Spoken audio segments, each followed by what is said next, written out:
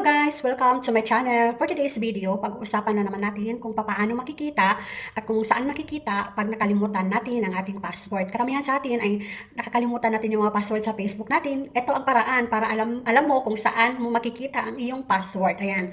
So very easy lang po talaga ito guys. Kaya walang kahirap-hirap at kayang-kaya mo itong gawin. Ayan, bago tayo mag-upisa, ayan, mag-intro muna tayo. Let's watch this!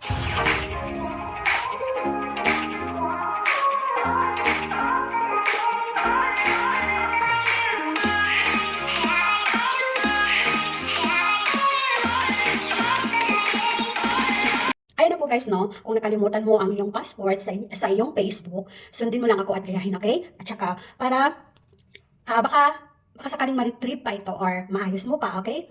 So, una natin gawin, punta tayo sa ating Chrome, okay? Hanapin natin yung Chrome. Saan na ba yung Chrome ko? Wait. Ayan. Sa ating Chrome, kung may Chrome kayo, kung may browser, ayun ang gagamitin niyo. Okay, sa akin, sobrang madali lang. Ayan, dito na tayo. So, i-click nyo lang itong dito sa may dot. Tatlong dots. I-click nyo po yan. Ayan. Nakikita nyo ba yan dyan ang settings? So, i-click ang settings.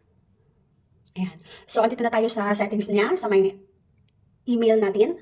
So, ipindutin nyo po itong, i-click nyo po itong Google Password Manager. Ayan. Okay? So, andito na lahat.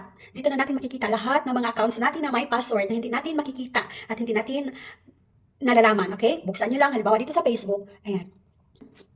So, dito na tayo. Ayan na po guys, nakikita na po natin ang ating hinahanap na password na nakakalimutan natin sa ating Facebook, okay? Nakikita nyo ba itong may mata? Ito, i-click nyo po yung mata, makikita nyo na ang inyong password kagaya sa akin. Ito, i-click ko itong parang mata. So, kapag i-click ninyo ang ito parang mata, dyan ninyo makikita ang inyong mga password.